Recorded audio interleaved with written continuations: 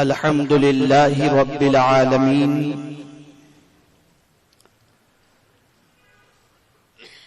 والعاقبۃ للمتقین والصلاة والسلام علی سید الانبیاء والمرسلین وعلى آلہ واصحابہ الطیبین الطاہرین اما بعد فاعوذ باللہ من الشیطان الرجیم بسم اللہ الرحمن الرحیم یا ایہا الذین آمنوا اتقوا اللہ وکونوا مع الصادقین وقال اللہ تعالی فی مقام آخر فلا تقعد بعد الذکری مع القوم الظالمین صدق اللہ العظیم وبلغنا رسولہ النبی الامین المختار الکریم ونحن على ذلك من الشاہدین والشاکرین والحمد للہ رب العالمین۔ قابل صد احترام شہزادہ شہید راہ مدینہ معین المشائخ حضرت علامہ سید معین اشرف صاحب مدد ذلہ العالی، فاضل نوجوان حضرت علامہ مختار الحسن صاحب بغدادی مدد ذلہ العالی و دیگر علماء ذوی الاحترام و حاضرین اصلاح معاشرہ کانفرنس، السلام علیکم ورحمۃ اللہ وبرکاتہ۔ میرے پیارے آقا صلی اللہ تعالی علیہ وسلم کے پیارے دیوانوں، جن آیات کی تلاوت کا میں نے شرف حاصل کیا اس سے متعلق کچھ معروضات پیش کرنے سے پہلے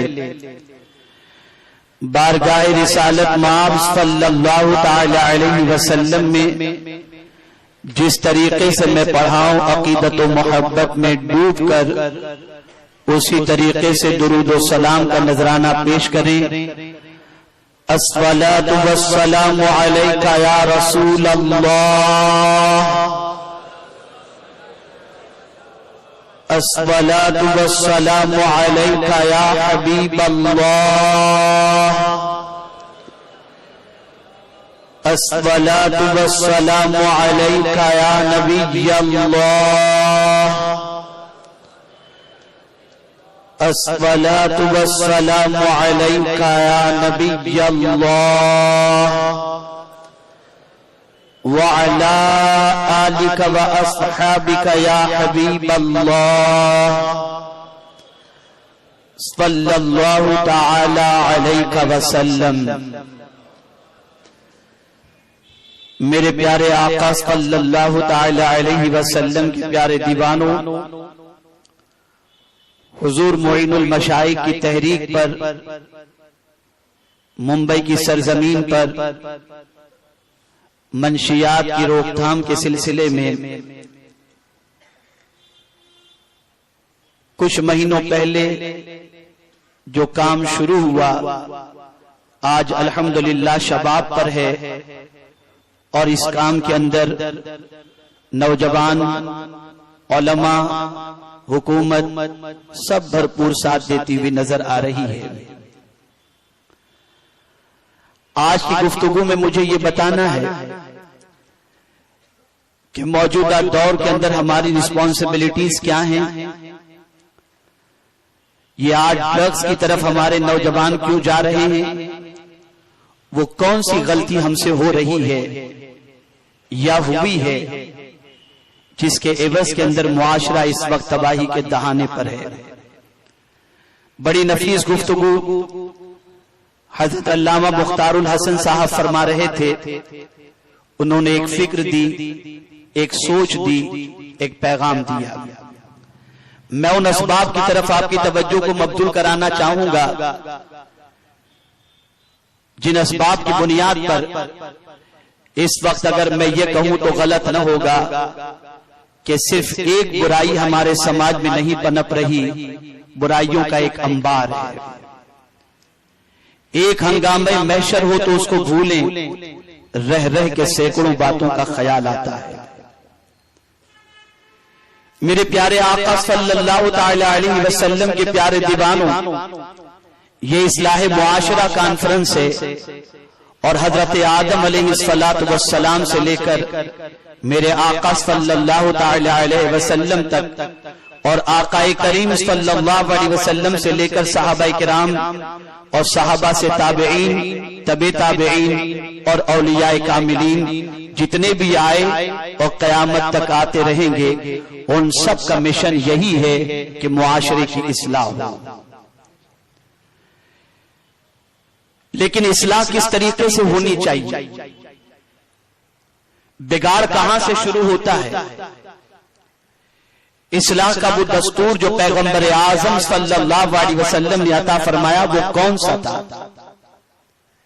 اسے ہمیں اپنے پیش نظر رکھنا ہوگا۔ ہر باپ کو اپنی رسپانسبلٹی کے حوالے سے محسوس کرنا ہوگا، ہر معاشرے کے ذمہ دار کو اپنی رسپانسبلٹی محسوس کرنی ہوگی۔ آئیے میں آپ کو رسول گرامی وقار صلی اللہ تعالی علیہ وسلم کے دور پاک کی طرف لے چلوں اور اصلاح معاشرہ کے لیے رسول گرامی وقار صلی اللہ علیہ وسلم کے طریقہ کار کی طرف آپ کی توجہ کو مبذول کراؤں۔ میرے پیارے آقا صلی اللہ تعالی علیہ وسلم کے پیارے دیوانوں، رسول گرامی وقار صلی اللہ علیہ وسلم نے جب مکہ مکرمہ میں اپنی آنکھوں کو کھولا تو تاجدار کائنات صلی اللہ علیہ وسلم نے معاشرے کے اندر ایک بگاڑ نہیں بلکہ بگاڑوں کا سیلاب دیکھا۔ پتھروں کے سامنے جھک جانا، معبودان باطل کی پرستش کرنا، جوا اور شراب کا بازار گرم ہونا، جوے کے اندر بیویوں کو ہار جانا، اور نہ جانے کتنی برائیاں تھیں جو معاشرے میں پنپ رہی تھی۔ آقا کریم رؤوف الرحیم علیہ تحیت و تسلیم نے بیڑا اٹھایا کہ اب معاشرے کی اصلاح ہونی چاہیے اور معاشرے میں پنپنے والی ان برائیوں کا سد باب ہونا چاہیے۔ ظاہر سی بات ہے کہ کوئی بھی برائی سوسائٹی کا کوئی انسان جب کرتا ہے تو بے خوفی کی بنیاد پر کرتا ہے، جس کو وہ چاہتا ہے اس کے حوالے سے وہ یہ سمجھتا ہے کہ وہ نہ دیکھ رہا ہو ایسی جگہ جا کر کے برائی کی جائے، وہ نہ دیکھ رہا ہو ایسی جگہ جا کر کے گناہ کیا جائے۔ دنیا میں جتنی بھی برائیاں ہو رہی ہیں، چاہے وہ ڈرگز کی برائی ہو، چاہے وہ شراب کی برائی ہو، چاہے وہ زنا کی برائی ہو، ہر سوسائٹی کا نوجوان، ہر سوسائٹی کا فرد جب یہ برائی کرنا چاہتا ہے تو باپ کی نظر سے چھپ کر کرتا ہے، ماں کی نظر سے چھپ کر کرتا ہے، شیخ کی نظر سے چھپ کر کرتا ہے، رشتہ دار کی نظر سے چھپ کر کرتا ہے، ذمہ دار کی نظر سے چھپ کر کرتا ہے۔ آقا کریم رؤوف الرحیم علیہ تحیت و تسلیم نے برائیوں کے سیلاب کے اندر ایک عظیم تصور انسان کو عطا فرمایا، اور وہ تصور یہ تھا، اے روئے زمین پر بسنے والے انسان، تو باپ سے چھپ کر گناہ کر سکتا ہے، ماں سے چھپ کر گناہ کر سکتا ہے، بہن سے چھپ کر گناہ کر سکتا ہے، سوسائٹی کے ذمہ دار سے چھپ کر گناہ کر سکتا ہے۔ ذرا یہ بتا، کیا روئے زمین پر کوئی ایسی جگہ بھی ہے کہ تو خدا سے چھپ کر کے گناہ کر سک؟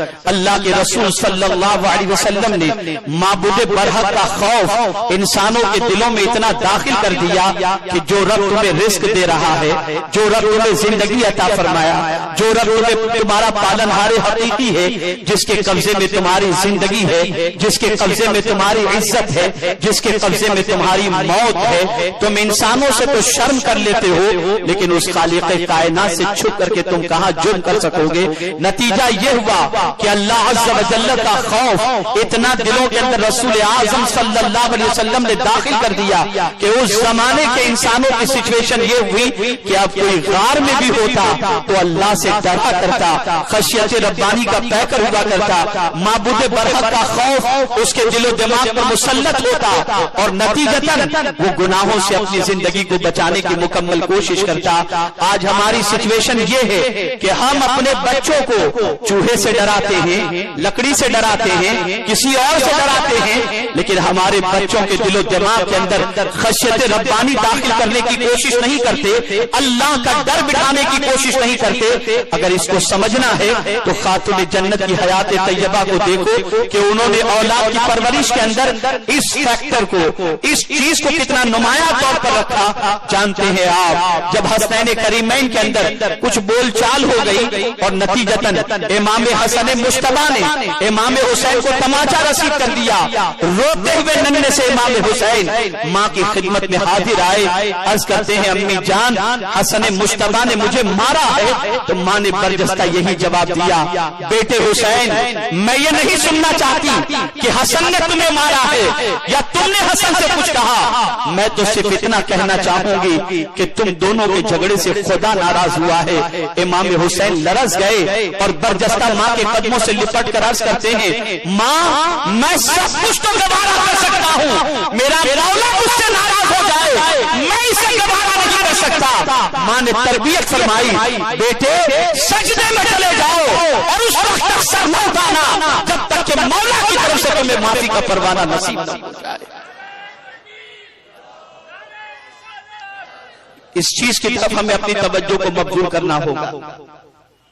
ہم نے اپنے بچوں کے دلوں کے اندر اللہ کا خوف نہیں بٹھایا، ہم نے معاشرے کے انسانوں کے دلوں کے اندر اللہ کا خوف نہیں بٹھایا، ہم نے معاشرے کے انسانوں کے دلوں کے اندر اللہ کی خشیت نہیں بٹھائی۔ آج اسی خشیت ربانی سے عاری ہو جانے کا نتیجہ ہے کہ جو بھی جی میں آتا ہے مسلمان وہ کرتا ہوا نظر آتا ہے، اور پھر آج کا مسلمان یہ کہتا ہے ہمیں عزت نہیں مل رہی، ہمیں سربلندی نہیں مل رہی، زمانے کی ٹھوکروں میں آ رہے ہیں، جو جس طریقے سے چاہتا ہمیں مسلطہ چلا جاتا ہے۔ کبھی قرآن سے آپ نے پوچھا اے قرآن تو بتا دے ہمیں عزت کیسے ملے گی، تو قرآن کہتا ہے انسانوں میں عزت تلاش کرنے والے انسان بڑا نہیں ہے، بڑا خدا ہے، تو سب سے بڑے سے اگر عزت کا تقاضا کرتا ہے اور چاہتا ہے وہ عظیم رب کی نگاہوں میں تیری عزت ہو جائے، تو نہ لباس سے عزت ملے گی نہ دولت سے عزت ملے گی۔ تجھے نسخہ دے دیا جا رہا ہے اور وہ نسخہ ہے ان اکرمکم عند اللہ اتقاکم، کہ بے شک اللہ کے نزدیک سب سے زیادہ عزت والا وہ ہے جو تم میں سب سے زیادہ اللہ سے ڈرنے والا ہے۔ اللہ کی خشیت، اللہ کا ڈر، اللہ کا خوف۔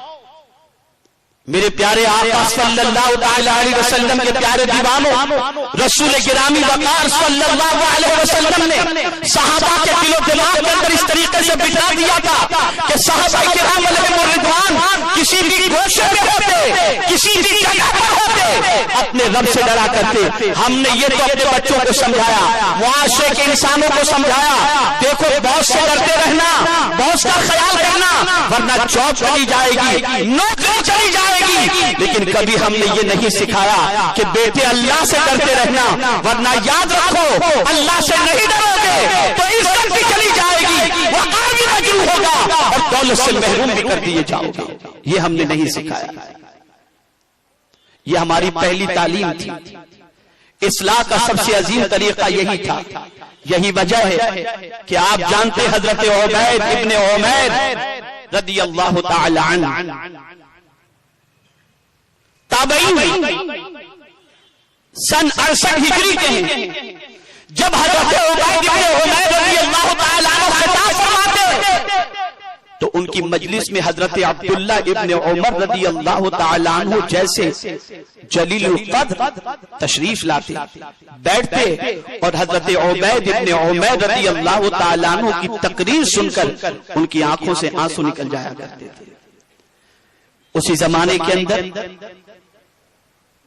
ایک منچلا نوجوان حضرت عبید جس شہر میں رہتے تھے اس شہر میں وہ نوجوان رہتا تھا، بڑی خوبصورت اس کی بیوی تھی۔ ایک روز اس کی بیوی آئینے کے سامنے اپنے چہرے کو تک رہی تھی اور اپنے حسن پر خود فریفتہ ہوتے ہوئے عبید ابن اپنے حسن پر فریفتہ ہوتے ہوئے اپنے شوہر سے کہتی ہے میرے سرتاج کوئی ہے اس روئے زمین پر جو میرے حسن کی داد نہ دے اور میرے حسن پر اپنے آپ کو قربان نہ کرے؟ اللہ اکبر۔ اس وقت اس کے شوہر نے کہا تھا ہاں روئے زمین پر عبید ابن عمیر جیسا ایک شخص ہے جو تیری جیسی ہزاروں حسینہ پر کبھی نظر نہیں ڈال سکتا. جب اس نے سنا تو کہا اگر تم اجازت دو تو میں عبید کو اپنے دامن فریب کے اندر گرفتار کر لوں. شوہر نے اجازت دی. عبید ابن عمیر کے پاس وہ بن صبر کر کے پہنچی اور مسئلہ پوچھنے کی غرض سے گئی اور جانے کے بعد قریب پہنچ کر نقاب اٹھا دیا اور کہا عبید کیا تم میں مجھ پر قربان ہونے کا جذبہ نہیں ہے؟ عبید نے سنا کیا جواب دیتے ہیں. ارشاد فرماتے تجھے اپنے حسن پر ناز ہے, اپنی خوبصورتی پر ناز ہے, میں تجھ سے سوال کرتا ہوں میرے اس سوال کا جواب دے. اور اس کے بعد حضرت عبید ابن عمیر نے کہا بتا تیرے نفس کے اندر جو اس وقت شیطانی خیالات موجود ہیں اگر ان خیالات کے موقع پر تم میرے سامنے کھڑی اور تیرے سامنے روح قبض کرنے والا فرشتہ آ جائے تو کیا پھر بھی تیرا خیال گناہ کی طرف آئے گا؟ کہاں اور برجستہ کہنے لگی عبید میرے دل کے اندر یہ خیال نہیں آ سکتا. عبید نے کہا پھر اس اللہ سے ڈر جو جب چاہے تیری روح کو پرواز کروا سکتا ہے. اتنا سننا تھا وہ روکی بھی وہاں سے گئی اور اس کے بعد کبھی اپنے حسن کے اندر اس طریقے سے ڈوبی نہیں کہ اپنے حسن کا کسی کو اسیر بنا دے, بلکہ اس کے بعد سے وہ اتنی عابدہ و زاہدہ ہو گئی کہ کوئی رات ایسی نہیں ہوتی تھی جو اللہ کی عبادت میں نہ گزارتی ہو. شوہر بھیجا تھا عبید کو بگاڑنے کے لیے, لیکن عبید نے خود میری بیوی کی زندگی میں تبدیلی پیدا فرما دی. یہ وہ تھے, یہ وہ لوگ تھے, یہ ان کی زندگی تھی. اے رسول اعظم صلی اللہ علیہ وسلم کے دیوانوں, آج ہم نے یہ سیکٹر چھوڑ دیا ہے, آج یہ ٹاپک ہم نے اٹھا کر رکھ دیا. یہی وجہ ہے کہ معاشرہ بے خوفی کے تہانے پر ہے اور جو دل میں آتا ہے آج کا مسلمان کرتا ہوا نظر آتا ہے. میں آپ کو بتاؤں میرے پیارے آقا صلی اللہ تعالی علیہ وسلم کے پیارے دیوانوں, رسول اعظم صلی اللہ علیہ وسلم نے صحابہ کے دلوں میں خشیت کیسے پیدا کی, اللہ کا ڈر کیسے پیدا کیا. تو رسول گرامی وقار صلی اللہ علیہ وسلم نے اپنی صحبت سے, میں اب اس صحبت کے تذکرے کو آگے بڑھانے کی بجائے سب سے پہلے اس طرف آپ کی توجہ کو مبذول کراؤں چونکہ ہزاروں کی تعداد میں نوجوانوں کا یہ مجمع ہے. میں نوجوانوں سے گزارش کروں گا کہ بگاڑ کہاں سے شروع ہوتا ہے اسے آپ سمجھیں. ایک شخص, یہ ممبئی کی سرزمین, یو پی, بہار, بنگال, راجستھان, گجرات, کئی صوبوں کے لڑکے یہاں پر آتے ہیں, ہوٹلوں میں کام کرتے ہیں, مزدوری کرتے ہیں, محنت کرتے ہیں اور اس کے بعد اپنی زندگی کی کمائی کو وطن بھیجتے ہیں یا یہاں جو کچھ ممکن ہوتا ہے بناتے ہیں. ایک نوجوان غربت کی چکی میں پیسا جا رہا تھا. اس نے اپنے باپ کو دیکھا کہ پارٹی والے کی حیثیت سے وہ کام کر رہا ہے, لوگوں کے سامان کو اٹھاتا ہے اور دوسروں لوگوں کے سامان کو اٹھا کر ان کے مقام تک پہنچاتا ہے. بچہ چھوٹا تھا, باپ کو لوگوں کا سامان اٹھاتے دیکھ کر اس کا دل اندر سے لرزتا تھا. باپ بار بار یہ کہتا تھا بیٹے میں تجھے پڑھانا چاہتا ہوں اور میں یہ نہیں چاہتا کہ جو کام میں کر رہا ہوں وہ کام تو کر, تو پڑھ لکھ کر کے اچھا بن تاکہ تو اچھی طریقے سے محنت کر کے مشقت کر کے تعلیم حاصل کر کے تیرا نام بھی روشن کر اور مجھے اس پریشانی سے نجات دلا. بچہ وفادار تھا, محنت کی, اس نے مزدوری اپنے باپ کو کرتے دیکھ کر اس کا دل ٹوٹتا تھا, مشقت کی, تعلیم حاصل کیا, یہاں تک کہ کالج میں ٹاپ آیا, یونیورسٹی میں ٹاپ آیا. باپ خوشی سے پھولا نہیں سما رہا تھا لیکن بچے کی تعلیم کی تکمیل کے لیے وہ اپنی مزدوری نہیں چھوڑ رہا تھا, فیس کے لیے محنت کرتا تھا, مشقت کرتا تھا, بچے کی فیس بھرتا تھا اور بچے کو پڑھاتا تھا. بچے نے جاب کے لیے اپلائی کیا, ایک اچھی کمپنی میں بچے کو جاب ملا, بچہ وہاں پر اچھی پوسٹ پر پہنچا, اس کو عزت ملی، بڑے لوگوں کے ساتھ بیٹھنا شروع کیا، کمپنی کے ڈائریکٹروں کے ساتھ بیٹھنا شروع کیا، مینیجرز کے ساتھ بیٹھنا شروع کیا۔ اس کی دیانتداری اور محنت کی بنیاد پر اس بچے کو مزید ترقی ملی، اور ایک وقت ایسا آیا کہ مینیجر کی پوسٹ پر ایک بڑی کمپنی کے اندر اسے جاب مل گئی۔ اب پوزیشن یہ تھی کہ ڈائریکٹر سے میٹنگز، مینیجر سے میٹنگز بڑی بڑی ہوٹلوں میں ہونے لگی۔ ایک مرتبہ اب بگڑتا کہاں سے ہے بچہ اسے آپ سمجھیں۔ ایک مرتبہ ایسا ہوا کہ ایک بڑی ہوٹل کے اندر دو کمپنی کے مینیجر پہنچے اور اسے بھی انوائٹ کیا گیا تھا۔ تینوں بیٹھے اور تینوں بیٹھ کر گپ شپ شروع کرتے ہیں، اور اس نوجوان سے ان دونوں نے سوال کیا کہ تیری اتنی اچھی سیلری ہے، ذرا تو یہ بتا کہ اپنے پیسوں کا کرتا کیا ہے؟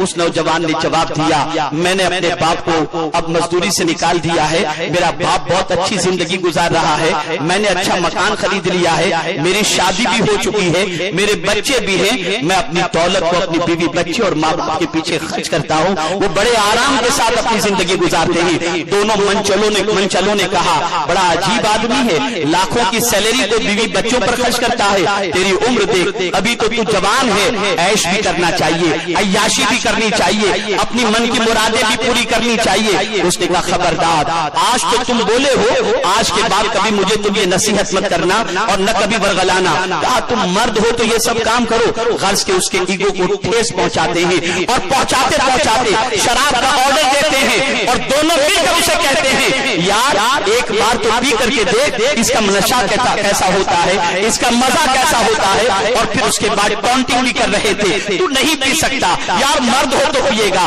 ترقی چاہے گا تو پیے گا۔ بس وہ بار بار کی ٹونٹنگ کے بعد اس کے دل میں خیال پیدا ہوتا ہے، اور ان کے سامنے رسوائی سے بچنے کے لیے وہ ایک پیک شراب کا لے لیتا ہے، نشہ چڑھتا ہے، پوری بوتل پی لیتا ہے، اور پینے کے بعد اس کے بعد سے اس کی زندگی یہی بن گئی، اور روزانہ رات کو اس کو شراب چاہیے۔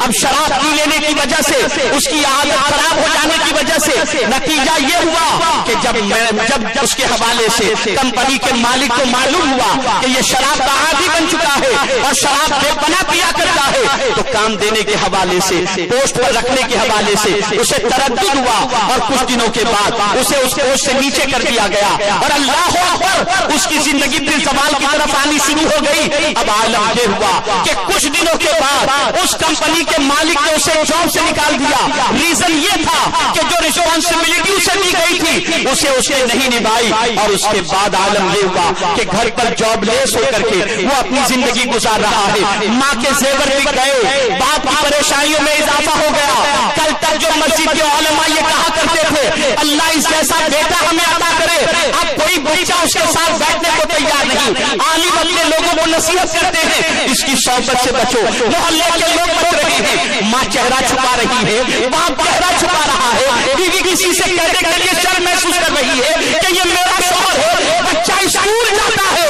تو اسکول کے اندر بچے تانا دیتے ہیں، تیرا باپ تو بیوہ ہے، تیرا باپ تو شرابی ہے۔ نتیجتاً وہ بچہ جو جس بچے کے باپ، جس بچے کا باپ اس نشے کا عادی تھا، اللہ اکبر، بچے احساس کمتری کا شکار ہو رہے ہیں۔ کیفیت یہ ہوئی، پورے گھر کا ماحول عجیب بن چکا تھا۔ اللہ اللہ، ایک مرتبہ ایسا ہوا، ماں کی چین چوری کر کے وہ بیچنے کے لیے گیا، اسے بیچا اور شراب پی، پھر بیوی کا سامان چوری کیا اور بیچا اور شراب پیا، اس طریقے سے زندگی گزار رہا تھا۔ ایک مرتبہ رات کو شراب پینے کے لیے گیا، توجہ چاہوں گا، رات کو شراب پینے کے بعد جب وہ شراب کے نشے میں دھت ہو کر اپنے گھر کی طرف بڑھ رہا تھا، چلتے چلتے گر گیا، اور گلی کے پاس جو نالی تھی، جو گٹر تھی، اس کے پاس جا کر کے گر گیا اور بے ہوشی کے عالم میں پڑا ہوا تھا۔ صبح ہوئی، وہی دو دوست جنہوں نے اس کو شراب کا عادی بنایا تھا اس کے قریب سے گزرتے ہیں، اور قریب سے گزرتے ہوئے دیکھ کر کہتے ہیں، یار اس نے تو اپنی زندگی کیسی بنا لی، اپنے تو ایک دو پیک کے اندر اطمینان لے لیتے تھے، اب یہ تو اتنی بوتل پینے کا عادی بن گیا کہ ساری چیزوں سے اب اس کی چھٹی ہو گئی، جاب بھی چلی گئی، جانے تو پڑے رہنے دو، یہ کہہ کر اسے چھوڑ کر کے چلے گئے۔ لیکن اس موقع پر رسول اعظم صلی اللہ علیہ وسلم کا ایک عاشق اور نائب رسول وہاں سے گزرتا ہے، اور اپنے مسلمان بھائی تباہی کو، انسان کو اس تباہ حالی میں دیکھ کر رک جاتا ہے اور اس سے کہتا ہے یہ کیا تم نے اپنی حالت بنا لی ہے، چلو اٹھو گھر کی طرف چلو۔ میں یہاں عرض کروں گا ایسے لوگوں کو پیار کی ضرورت ہوتی ہے، ایسے لوگوں کو شفقت کی ضرورت ہوتی ہے، ایسے لوگوں کو محبت کی ضرورت ہوتی ہے۔ تھوڑا سا پیار ملا، اٹھا، اس کے بعد جب کاؤنسلنگ کی گئی، جب عالم نے سمجھایا تو نے اپنی زندگی کیسی بنا لی، تو یہ عادت چھوڑ دے، برجستہ وہ کہتا ہے یہ عادت اب چھوٹ نہیں پاتی، میں کوشش تو کرتا ہوں نہیں چھوٹ پاتی۔ تب اس سے کہا گیا اپنے دل سے نشے کی محبت کو نکال کر مدینے والے کی محبت کو دکھا دے، تیرے دل سے نشے کی محبت نکل جائے گی۔ اس نے ذوق مصطفیٰ کی محبت اپنے سینے میں بٹھا لی اور اس دل سے توبہ کیا، اس کی زندگی میں انقلاب پیدا ہو۔ نعرہ تکبیر، نعرہ رسالت، سیاح ایشیا و یورپ۔ آپ آج کے ماحول کے اندر یہ دیکھتے ہوں گے ہمارا نوجوان اس لیے بگڑتا ہے کہ اس کی سنگت میں بیٹھنے والے اسے ورگلاتے ہیں، نئی نئی پکچریں دکھاتے ہیں اور اس کے بعد اس کے جذبات کو مشتعل کرتے ہیں، پھر ڈرگس ملاتے ہیں، تباہ کرتے ہیں اور برباد کرتے ہیں۔ آج معین المشائخ نے یہ ذمہ داری اٹھائی، علماء نے ساتھ دیا، خبردار یاد رکھو رسول اعظم کے صحابہ کی زندگی دیکھو، انہوں نے سارے نشے چھوڑ دیے تھے، وجہ یہ تھی ایک ہی نشہ پی لیا تھا اور وہ تھا محبت رسول کا نشہ۔ اور سرکار صلی اللہ علیہ وسلم نے اپنی محبت کا نشہ کیسے پلایا؟ اپنے قریب بٹھا کر اپنی صحبت سے۔ میں آپ کو بتاؤں نماز جتنی مفید نہیں ہوتی نا اتنی اچھی صحبت مفید ہوتی ہے، اس کو ذہن میں رکھیں۔ نماز کے فائدے اپنی جگہ پر اس سے انکار نہیں کیا جا سکتا، لیکن صحبت کا فائدہ، اچھی صحبت کا جو فائدہ ہے اس سے بھی انکار نہیں کیا جا سکتا۔ اگر صحبت کا فائدہ نہ ہونے والا ہوتا تو مولانا روم کبھی نہ کہتے یک ساعت صحبت با اولیاء بہتر از 100 سالہ طاعت بہریا۔ صحابہ نمازی بھی تھے، صحابہ روزے دار بھی تھے، صحابہ حاجی بھی تھے، صحابہ قاری قرآن بھی تھے، صحابہ زکات بھی دیتے تھے، لیکن باوجود اس کے نہ ان کے سلسلے میں رسول اعظم صلی اللہ علیہ وسلم نے ان کی آئیڈینٹی کے لیے کوئی ایسے لفظ کا انتخاب کیا ہو جو نماز سے ریلیٹڈ ہو، روزے سے ریلیٹڈ ہو، بلکہ سرکار نے اپنے ان غلاموں کے حوالے سے جنہوں نے حالت بیداری کے اندر رسول اعظم صلی اللہ علیہ وسلم کو دیکھا ظاہری حیات کے ساتھ اور ایمان ہی پر ان کا خاتمہ ہوا، سرکار نے اس گروہ کا نام جو رکھا وہ صحابی رکھا، یعنی حضور کی صحبت سے فائدہ اٹھانے والے، آقا کریم صلی اللہ علیہ وسلم کی صحبت سے فائدہ اٹھانے والے۔ میں سرمایہ داروں سے اور موجودہ دور کے مسلمانوں سے کہوں گا بتاؤ تم اپنی اولاد کو کس کی صحبت میں بٹھاتے؟ مجھے ایسا نہیں لگتا کہ موجودہ دور کے اللہ ماشاءاللہ کچھ لوگ ایسے ہوں جو انگلی پکڑ کر کبھی کسی جید عالم دین کے پاس لے جا کر اپنے بیٹے کو بٹھاتے ہوں، کسی شیخ کے پاس لے جا کر کے بٹھاتے ہوں، کسی بزرگ کے پاس لے جا کر کے بٹھاتے ہوں، اللہ ماشاءاللہ۔ کہاں بیٹھتے ہمارے بچے؟ کیا دیکھتے ہیں ہمارے بچے؟ کس طرف جا رہے ہیں ہمارے بچے؟ اگر کوئی یہ کہتا ہو کہ ہمارے بچوں پر صحبت کا اثر نہیں ہو سکتا تو میں صرف اتنا کہوں گا آپ کے بچے تو پھر بھی آپ کے بچے ہیں۔ جب حضرت نوح علیہ السلام کے بیٹے پر صحبت کا اثر ہو سکتا ہے تو آپ کی اور ہمارے بیٹے کی کیا حیثیت؟ حضرت نوح نبی تھے لیکن بیٹا کافر۔ قرآن کہتا ہے انہو لیس من اہلک، یہ آپ کی اہل میں سے نہیں۔ کیوں؟ انہو عمل غیر صالح، اس کا عمل اچھا نہیں، اس کی سنگت اچھی نہیں، اس کی صحبت اچھی نہیں، تو غلط صحبت کی بنیاد پر جب نبی کا بیٹا بگڑ سکتا ہے تو کسی کا بھی بیٹا بگڑ سکتا ہے. اس لیے بگڑنے کا سب سے بڑا ذریعہ اور سب سے بڑا سبب یہ ہے کہ بچہ کس کی سنگت میں اور کیسی صحبت میں بیٹھ رہا ہے اسے دیکھنا چاہیے. اچھی صحبت کا اثر بھی اچھا ہوتا ہے اور بری صحبت کا اثر بھی برا ہوتا ہے. اسی لیے قرآن کہتا ہے یا ایھا الذین آمنوا اتقوا اللہ، اے ایمان والو اللہ سے ڈرو، وکونوا مع الصادقین اور سچوں کے ساتھ ہو جاؤ. دو حکم ہے اس آیت میں اور یہ دونوں حکم ایمان والوں کے لیے. ایک حکم اللہ سے ڈرو، نہیں ڈرتا مسلمان، نکل گیا خوف. کل تک تو کوئی حرام چیز کھانے کے حوالے سے سوچتا تھا، سود کے حوالے سے بھی سوچتا تھا، اب تو عالم یہ ہے جو ملا لا.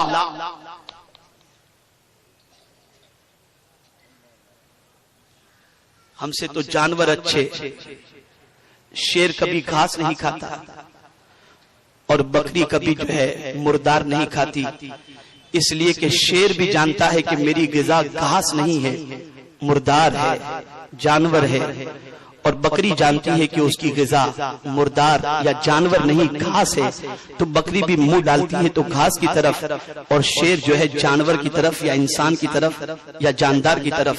لیکن مسلمان ہے کہ جہاں منہ ڈالا بس ڈالتا ہی جا رہا ہے، کیا حلال کیا حرام، کھاؤ پیو موج موج بس.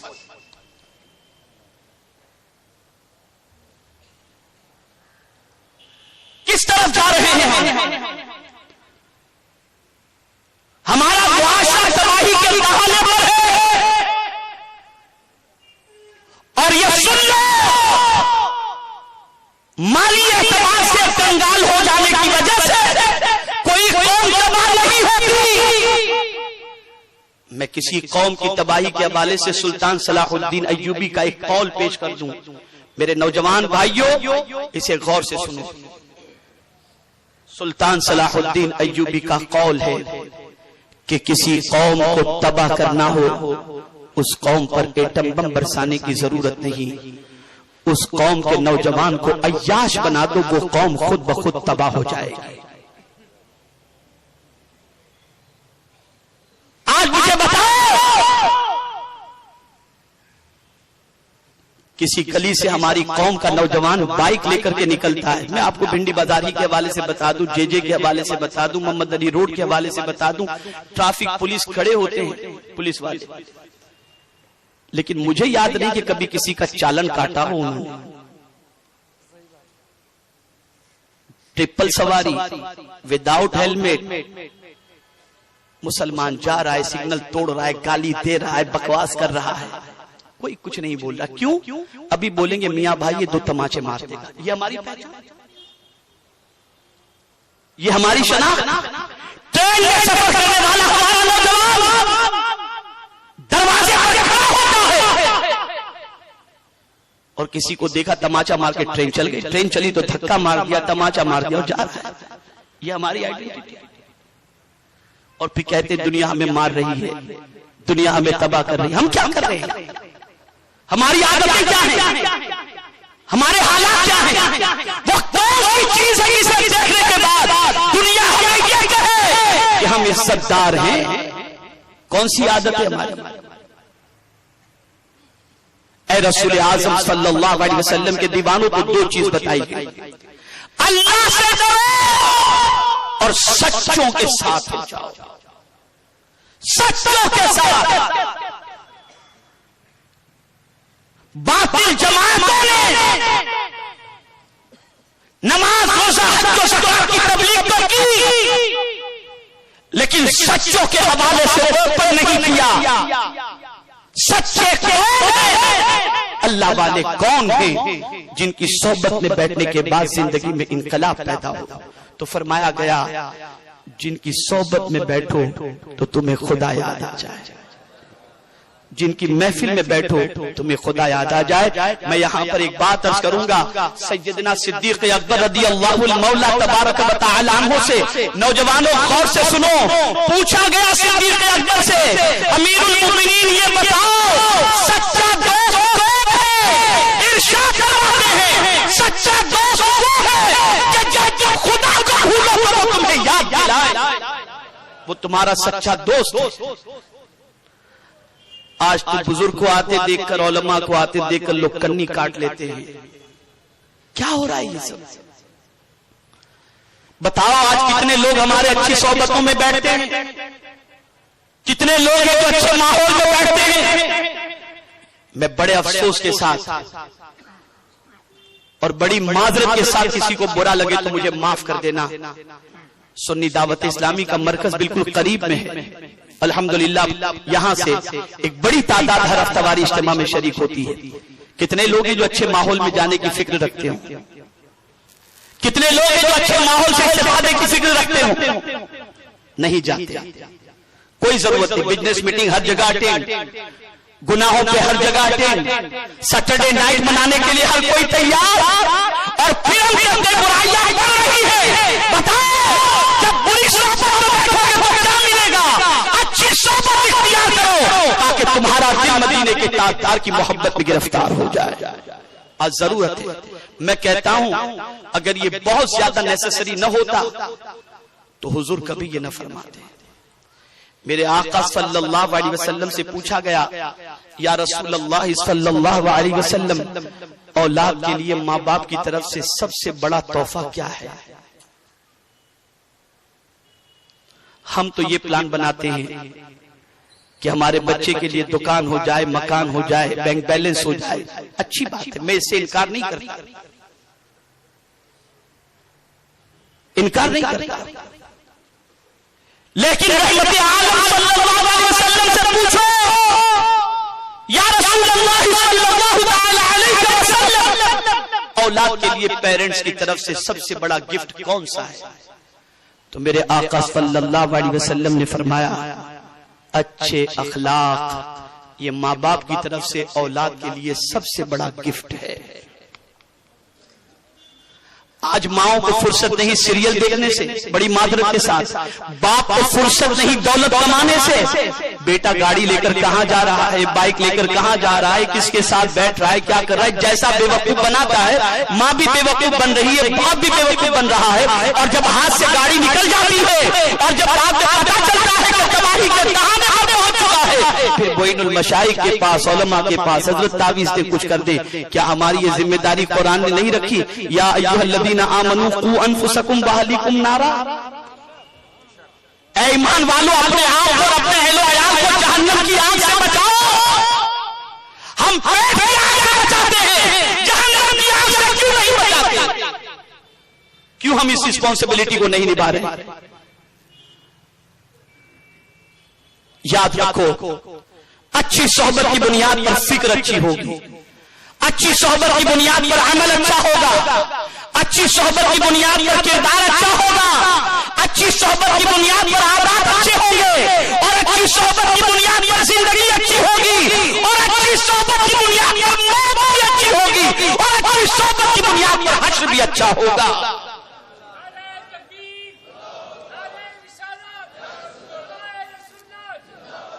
بہت سارے ہمارے نوجوان کہتے ہیں مولانا کیا کریں, مروت کرنی پڑتی ہے, ان کے ساتھ بیٹھنا پڑتا ہے, نہ بیٹھے تو برا مان جائیں گے. میرا رب فرماتا ہے فلا تقعد بعد الذکر مع القوم الظالمین, مت بیٹھو ظالموں کے ساتھ, مت بیٹھو,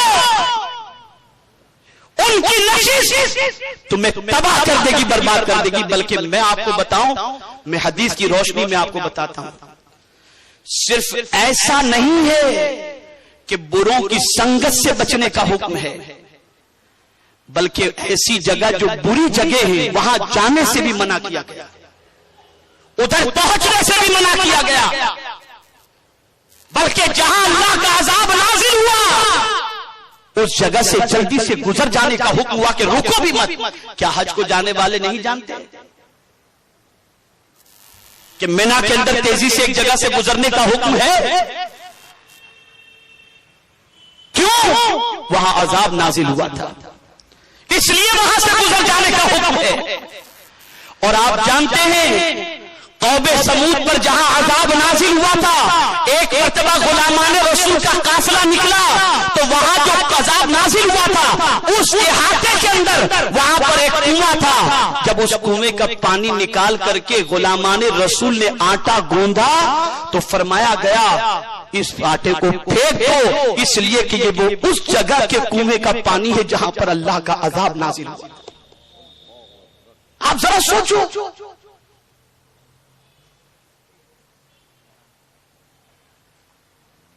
نماز کا وقت ہو جائے، شراب کھانے میں نماز پڑھو گے؟ جوے کھانے میں نماز پڑھو گے؟ نہیں پڑھو گے، کیونکہ بری جگہ ہے۔ اور برے کام کا اثر صرف انسانوں پر نہیں ہوتا بلکہ برے کاموں کا اثر جگہ پر بھی ہوا کرتا ہے۔ اسی لیے ایسی جگہ پر تم نماز نہیں پڑھتے ہو جہاں شراب پی جاتی ہے، جہاں جوا کھیلا جاتا ہے۔ لیکن جب وہی جوا اور شراب کھانا پاک کر دیا جائے، صاف کر دیا جائے، جوے اور شراب کے اڈے بند ہو جائیں، اب تم وہاں پر نماز پڑھو، کوئی مداحتے کی بات نہیں ہے، اس لیے کہ اچھائی سے اللہ عز و جل ان بری جگہوں کو بھی پاک کر دیا کرتا ہے۔ ایک انسان اچھائی کرے تو اللہ اس کو گناہوں کو مٹا دیتا ہے، کہ قرآن کہتا ہے ان الحسنات یذہبن السیئات، بے شک نیکیاں برائیوں کو مٹا دیتی ہیں۔ تو یقیناً جس جگہ پر نیکیاں ہوگی اللہ عز و جل اس جگہ کی برائیوں کو بھی مٹا دیا کرے گا۔ کیا اگر کسی کے گھر کے اندر آسیب کا اثر، کسی کے گھر کے اندر جادو ٹونے کا معاملہ ہو، بے برکتی کا معاملہ ہو، اثرات کا معاملہ ہو، تو یہ نہیں فرمایا گیا کہ 40 روز تک سورہ بقرہ کی تلاوت گھر میں کی جائے، اس کی برکت سے اللہ عز و جل ساری مصیبتوں کو دور کر دیتا ہے۔ تو یہ بات یاد رکھیں کہ اے رسول اعظم صلی اللہ علیہ وسلم کے دیوانوں، اچھی صحبت کا اثر ہوتا ہے اور بری صحبت کا بھی اثر ہوتا ہے۔ حضرت ذوالنون مصری رحمت اللہ تعالی علیہ میدان قادسیہ سے گزر رہے تھے، اس جگہ پر عیسائیوں کی اور مسلمانوں کی بہت بڑی جنگ ہوئی تھی، اور حضرت خالد بن ولید رضی اللہ تعالیٰ عنہ کا لشکر وہاں پر میدان قادسیہ کے اندر عیسائیوں سے برسر پیکار تھا۔ حضرت ذوالنون مصری رحمت اللہ تعالی علیہ اس جگہ پر سواری سے اترتے ہیں، اور اترنے کے بعد میدان قادسیہ میں لوٹنا شروع کر دیتے ہیں، لوٹنا شروع کر دیتے ہیں۔ لوگوں نے سوچا حضرت کو گرمی لگ گئی ہوگی، پانی چھڑکتے حضرت کے اوپر۔ حضرت نے فرمایا کیا کر رہے ہو؟ کہ حضور شاید گرمی آپ کو لگ گئی اس لیے آپ ریت کے اوپر لوٹ رہے ہیں۔ کہا نہیں، میرے لوٹنے کی وجہ تم جاننا چاہتے ہو؟ میں اس لیے لوٹ رہا ہوں کہ خالد بن ولید کے گھوڑے یہاں پر دوڑے تھے، اور ان کے گھوڑے کی ٹانگوں سے اور ان کے تلووں سے جو نور نکلا تھا، جو انوار نکلے تھے، وہ آج بھی اس جگہ پر محفوظ ہیں۔ میں اس میں لوٹ کر کے اپنے دل کو منور و مجلہ کر رہا ہوں۔ آپ ذرا سوچو، صحابی رسول کے گھوڑے کی ٹاپیں جہاں پڑی تھی، اس جگہ پر حضرت ذوالنون مصری جیسا صوفی اس زمین پر لوٹ رہا ہے تاکہ اس کے انوار و تجلیات میسر ہو سکے۔ کہاں جاتا ہے ہمارا نوجوان؟ کہاں بیٹھتا ہے ہمارا نوجوان؟ میں جب رات کی تاریکی کے اندر کبھی ایئرپورٹ سے واپس ہوتا ہوں تو 3 بجے تک بائک کے اوپر بیٹھے ہوئے 4 نوجوان گپ شپ لگا رہے ہیں، مستی کر رہے ہیں، مذاق کر رہے ہیں۔ حیرت ہوتی یہ کیا ہماری قوم کی پہچان؟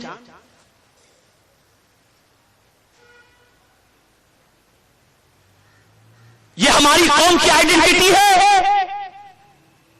اے نوجوانوں، آج تمہاری رسپانسبلٹی بہت زیادہ ہے۔ قوموں میں انقلاب آئے گا تو نوجوانوں کی وجہ سے آئے گا۔ تم اس میں مسلمان کر لو کہ خود بھی اچھے بنو گے اور اپنی قوم کے نوجوان کو بھی اچھا بنانے کی کوشش کرو گے انشاءاللہ۔ اس کے لیے تمہیں محنت کرنی پڑے گی، تمہیں برائیوں سے رشتہ توڑنا پڑے گا، برائیوں سے تعلق توڑنا پڑے گا.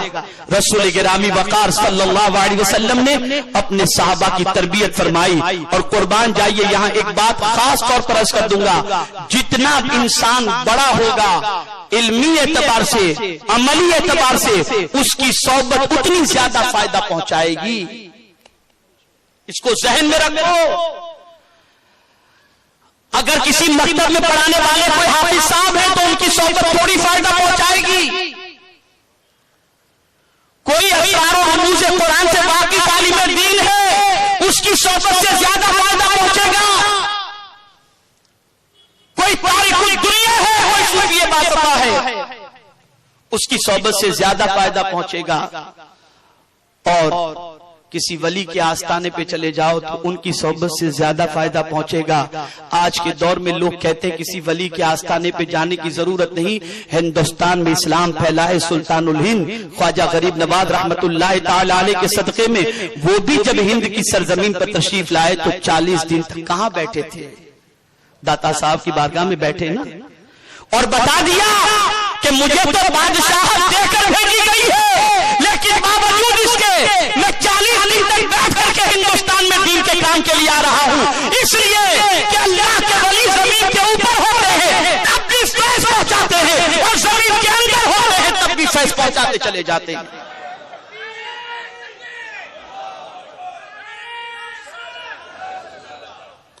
اب یہاں میں نوجوانوں سے گزارش کروں گا, ایسا شخص جو غلط راستے کا شکار ہو اس کی مروت مت کرنا. میرا دوست ہے, یہ ناراض ہو جائے گا, اس کے ساتھ نہیں بیٹھوں گا تو برا مان جائے گا. اس کا دل رکھنے کے لیے اپنے ماں باپ کو رسوا ہونے سے بچا لو.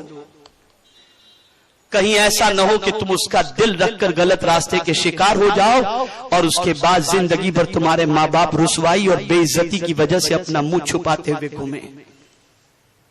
اور ماں باپ کی رسپانسبلٹی کیا ہے؟ دولت کمانے کے ساتھ ساتھ سب سے بڑی رسپانسبلٹی یہ ہے کہ اپنے بچے کی ہر عادت پر توجہ رکھیں. بلبل باغ مدینہ نے آپ کو سمٹمز بتائے کہ ایم ڈی کا جو عادی ہوتا ہے اس کی فزیکل سچویشن کیا ہوتی ہے. اللہ نہ کرے صدبار نہ کرے, اگر کوئی بچہ فزیکل اعتبار سے اس میں یہ سارے سمٹمز پائے جاتے ہوں تو اس کے مکر و فریب کے شکار ہونے کی بجائے, اس لیے کہ بچے بڑے سمارٹ ہو گئے, جھوٹ بولنے کے اندر ریکارڈ توڑ دیتے ہیں, ایسی بات بناتے ہیں کہ ماں باپ بیچارے سیدھے سادے ہوتے ہیں, بات سمجھ جاتے ہیں اور بیوقوف بن جاتے ہیں. جیسا بچے نے بتا دیا ماں باپ نے مان لیا.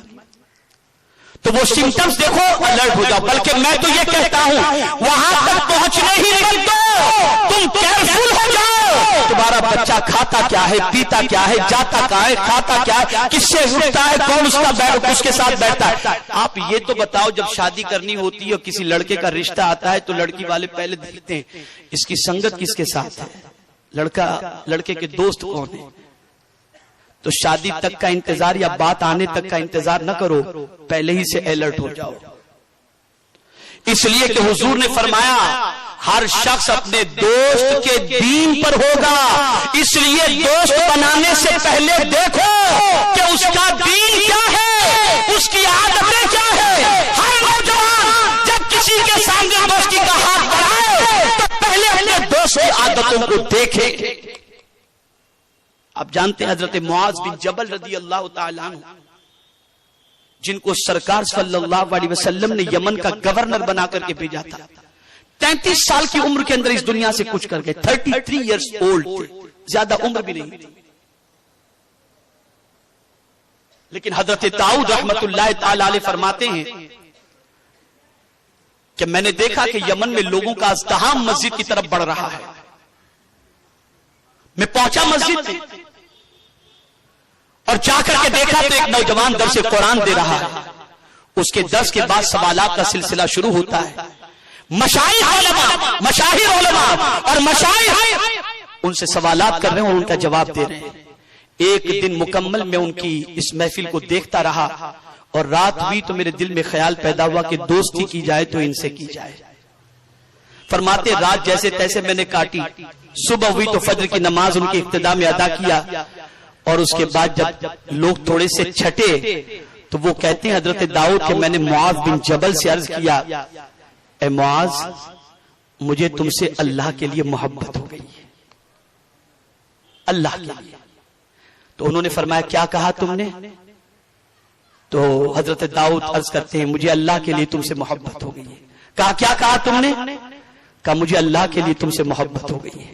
کہتے ہیں مبارک تمہاری اس محبت کی میں قدر کرتا ہوں، اس لیے کہ جو شخص اللہ کے لیے کسی سے دوستی کرے اور محبت کرے، قیامت کے دن اللہ عز و جل ان دونوں محبت کرنے والوں سے فرمائے گا این المتحابین، کہاں ہے دو محبت کرنے والے؟ آج میرے اللہ عز و جل ارشاد فرمائے گا کہ آج عرش کے میرے سائے کے علاوہ کوئی سایہ نہیں، اور آج ان دو خوش نصیبوں کو وہ سایہ نصیب کیا جائے گا۔ آپ سوچئے آج ہماری محبت کائے کے لیے ہوگی؟ میں بڑی معذرت کے ساتھ، میری عادت ہے تھوڑی سی کڑوی بات کر دیتا ہوں، کبھی کبھی معین المشائخ سے لوگ محبت کرتے ہیں کہ بھئی چلو ہمارا یہ دکان کا پرابلم سولو ہو جائے، لوگ مرید بنتے ہیں کبھی اس سلسلے میں کہ بچی کا نکاح ہو جائے، یہ پرابلم ہو جائے۔ اللہ کے لیے محبت کرو، اللہ کے لیے محبت کرو۔ یہ محبت وہ ہے کہ کامل مومن ہونے کے لیے سرکار نے فرمایا من احب للہ وابغض للہ واعطى للہ ومنع للہ فقد استکمل الایمان۔ جو اللہ کے لیے کسی سے محبت کرے، اللہ کے لیے کسی سے دشمنی کرے، اللہ کے لیے کسی کو دے، اللہ کے لیے کسی کو منع کرے، میرے آقا فرماتے ہیں اس کا ایمان مکمل ہو گیا۔ میں یہ نہیں کہتا کہ علماء اور مشائخ سے اپنی ضروریات کو لے کر کے آپ ان کے پاس نہ جاؤ، لیکن محبت کرو اللہ کے لیے۔ کہ آپ اللہ والے ہو اس لیے آپ سے محبت کر رہے ہیں، آپ اللہ والے اس کے لیے آپ سے دوستی کر رہے ہیں کہ آپ کے قریب بیٹھ کر ہمارے دل کے اندر اللہ اور اس کے رسول کی محبت پیدا ہوگی۔ تو عرض یہ کر رہا تھا کہ میرے پیارے آقا صلی اللہ علیہ وسلم کے پیارے دیوانوں، ہاتھ پکڑو اپنے بچوں کا، لے جاؤ علماء کے پاس، لے جاؤ مشائخ کے پاس، لے جاؤ آستانوں پر، اور انہیں لے جا کر کے ان کی محبت کے اندر گرفتار کرو۔ اگر یہ نہیں کرو گے تو برائیاں، پہلے ایسا تھا کہ برائی کرنے کے لیے کہیں جانے کی ضرورت پڑتی تھی، اب تو برائی خود دروازے پر دستک دے رہی ہے اور معاشرہ تباہی کے دہانے پر پہنچ چکا ہے۔ میں آپ کو انگلینڈ کی بات بتاؤں، ہمارے انگلینڈ کے سنی دعوت اسلامی کے ذمہ دار یہاں پر موجود ہیں۔ ابھی میں مہینے میں جب انگلینڈ کے اجتماع میں پہنچا تو ہمارے وہاں کے ایک ذمہ دار ساتھی نے مجھے بتایا، توجہ چاہوں گا اور حکومت سے بھی میں گزارش کروں گا، انگلینڈ کی سچویشن آپ کو بتاؤں نشے کے حوالے سے، نشے کے حوالے سے۔ ہمارے ایک ساتھی نے ہم سے کہا کہ یار ایک روز میں فجر کی نماز کے بعد نکلا تو میڈیکل اسٹور پر میں نے کیوں دیکھی لمبی قطار، تو کہتے مجھے حیرت ہوئی کہ لمبی قطار صبح صبح آخر کیوں؟ فرماتے ہیں کہ جب تھوڑا سا رش کم ہوا اور دوپہر کے وقت جب میں ان کی کلینک پر پہنچا تو میں نے ان سے پوچھا کہ یہ کیا بات ہے کہ صبح آپ کے یہاں میں نے لمبی قطار دیکھی لوگوں کی؟ تو بولے معاملہ یہ ہے کہ گورنمنٹ خود ہم کو یہ پرمیشن دی ہے کہ جتنے بھی نشے کے عادی ہیں انہیں اتنے مقدار کے اندر تم روزانہ اتنا نشہ دے دیا کرو، ورنہ یہ لوگ شہر میں جا کر کے کرائم کریں گے، جرائم کریں گے اور اس کے بعد لوگوں کی بینکوں کو لوٹیں گے، ان کو اتنا دے دو تاکہ ایک دن بھر کا نشہ کر کے وہ مست پڑے رہا۔ یہ حکومت کی سچویشن ہے، آپ تحقیق کر سکتے ہو، یہ حالات ہیں۔ یہ نہ سمجھنا کہ ایک ڈرگ یا ایک ایم یہ صرف ایک انسان کو تباہ کرتا ہے، بلکہ یہ وہ نشہ ہے کہ پورے معاشرے کو تباہ و برباد کرتا ہے۔ کہیں ایسا نہ ہو کہ اللہ نہ کرے کہ یہ نشہ اتنا پھیل جائے کہ حکومت کو پھر اس قسم کا اسٹیپ لینا پڑے۔ اس لیے ضرورت اس امر کی ہے کہ اس کے سلسلے میں قدم اٹھایا جائے، اور میں تو دیانتداری سے عرض کروں گا کہ کوئی برائی ایسی نہیں کہ حکومت اگر یہ ذمہ داری محسوس کرے کہ اسے روکنا ہے تو روک نہ سکے۔ میں اخبار پڑھتا ہوں، الیکٹرانک میڈیا میں دیکھتا ہوں، ابھی تک کوئی ایسا بڑا ڈیلر پکڑا نہیں گیا جو ہیروین بیچ رہا ہو۔ آخر کیوں آخر اس سلسلے میں کوشش نہیں کی جا رہی؟ کیا صرف اس لیے جیسا کہ آج کے انقلاب یا اردو ٹائمز کے اندر ہے کہ دیہاتوں کو گود لینے کی بات آ رہی ہے، تو ملک کی حکمراں پارٹی کے کینڈیڈیٹ ایسے دیہاتوں کو ہاتھ میں لینے سے، گود لینے سے گریز کرتے ہیں جہاں پاپولیشن مسلمانوں کی زیادہ ہے. یاد رکھو جو نشہ آج کسی قوم کے نوجوان کو اپنی لپیٹ میں لے رہا ہے، اگر اسے نہ روکا گیا تو ہو سکتا ہے کہ یہ پوری قوم کو تباہی کے دہانے پر پہنچا دے. اس لیے ضرورت اس امر کی ہے کہ الرٹ ہو جاؤ، اس لیے کہ انسان ہے وہ جو بھی یہ کام کر رہا ہے. اگر تم نے قدم اٹھا کر اس کو بچانے کی کوشش کی تو ہمارا قرآن کہتا ہے کہ جس نے ایک انسان کو بچایا اس نے سارے انسانوں کو بچا لیا. موضوع بڑا تفصیل ہے، ڈپریشن کے حوالے سے بھی کچھ بات عرض کرنی تھی، لیکن میں اس سلسلے میں کچھ عرض کرنے کی اس وقت ضرورت محسوس یا وقت اس کی اجازت نہیں دیتا. میں آپ تمامی ساتھیوں سے گزارش کروں گا کہ الرٹ ہو جاؤ، نوجوانوں بیدار ہو جاؤ، آقا کریم صلی اللہ علیہ وسلم کی سنتوں پر عمل کرو، برائیوں کو جیسے اکھاڑ کر کے پھینکو، اپنی پہچان اچھے مسلمان کی حیثیت سے بناؤ، بد کرداری سے رشتہ توڑو. تمہاری پہچان کیسی ہو؟ تو آؤ میں تمہیں حضرت فضالہ کا واقعہ بتا کر اپنی گفتگو کو ختم کروں. حضرت فضالہ قبول اسلام سے پہلے حضور کے لیے سینے میں نفرت رکھتے تھے. دیکھا انہوں نے کہ رسول اعظم صلی اللہ علیہ وسلم تنہا طواف کعبہ کر رہے ہیں، ایک چھوٹا سا چاقو ان کے پاس تھا.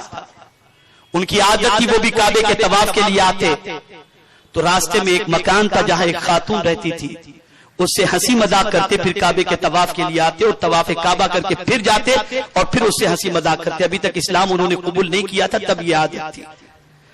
جب فضالہ پہنچے رسول اعظم کو تنہا دیکھا تو دل میں خیال پیدا ہوا کہ شمع نبوت کو گل کر دی جائے. تو چاقو کو برابر دیکھتے اور پھر حضور صلی اللہ علیہ وسلم کے قریب پہنچ کر سرکار کے ساتھ طواف کرنا شروع کرتے. میرے آقا نے فرمایا فضالہ کیا سوچ رہے ہو؟ فضالہ کیا سوچ رہے ہو؟ عرض کرتے کچھ بھی نہیں، اللہ کے گھر کا طواف کرتا ہوں. سرکار نے اپنا دست کرم فضالہ کے سینے پہ مارا اور ارشاد فرمایا فضالہ خدا کے گھر کے سامنے جھوٹ بول رہے ہو؟ فضالہ نے کہا آپ کے دست کرم کے سینے پر لگنے سے پہلے آپ کے لیے میرے دل میں نفرت تھی، لیکن دست کرم کے سینے پر لگنے کے بعد اب روئے زمین پر آپ سے زیادہ محبوب مجھے کوئی دوسرا نہیں ہے. اور پھر فضالہ نے کہا سرکار مجھے کلمہ پڑھا کر مسلمان کر دیں. رسول اعظم نے کلمہ پڑھایا، فضالہ مسلمان ہو گئے. اب توجہ چاہوں گا، ایک سوال میں پوچھوں گا، میں تھوڑی دیر کے لیے میں گزارش کروں گا کہ اسے روک دیں آپ.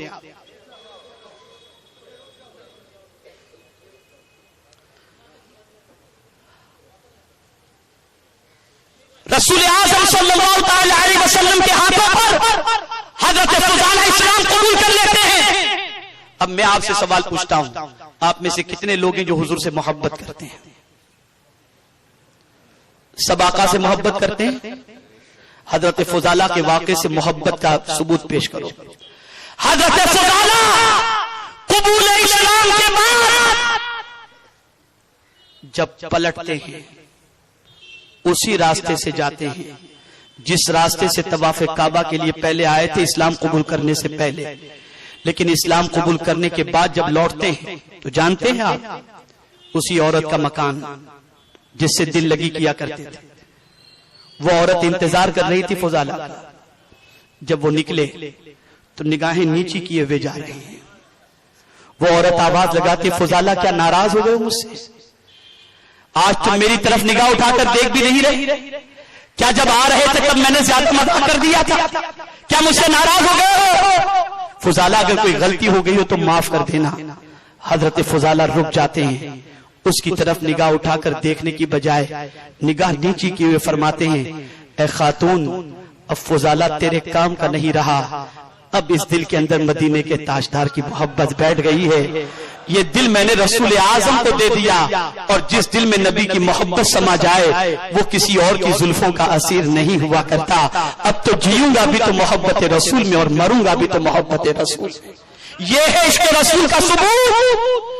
کیا تم محبت رسول کے اندر اپنے معاشرے سے احمدی، شراب، زنا، بدکاری، جوئے کے اڈے یہ ختم کرنے کے لیے تیار ہو؟ اگر تیار ہو تو مبارک ہے، اللہ نے تمہارے سینے کو اپنے محبوب کی محبت کے لیے چن لیا ہے. بس یہ عزم کرو اور عہد کرو ایک اچھے معاشرے کی تشکیل کے لیے ہم انشاءاللہ جد و جہد کریں گے، محنت کریں گے، مشقت کریں گے۔ اللہ معین المشائخ کی عمر میں برکتیں عطا فرمائے اور ہمیں سب کو مل کر کے ایک اچھے معاشرے کی تشکیل کے لیے جد و جہد کی توفیق عطا فرمائے۔ موجودہ دور کا سب سے بڑا المیہ یہ ہے کہ آج ہماری قوم آرام کو چاہتی ہے، قربانی دینا نہیں چاہتی۔ بغیر قربانی کے معاشرے میں انقلاب نہیں آ سکتا۔ اگر بغیر قربانی کے اصلاح معاشرہ ہو جاتا، توجہ چاہوں گا، اگر بغیر قربانی کے اصلاح معاشرہ ہو جاتا تو کربلا میں حضرت علی اکبر کو شہید کروانے کی ضرورت نہیں تھی۔ امام نے پیغام دیا معاشرے کی اصلاح کرنی ہے تو اولاد کو بھی قربان کرنا ہوگا، خود کو بھی قربان کرنا ہوگا، تب جا کر کے معاشرے کی اصلاح ہو سکتی ہے۔ اس کے لیے محنت کرو، مشقت کرو، ایک پہچان بناؤ۔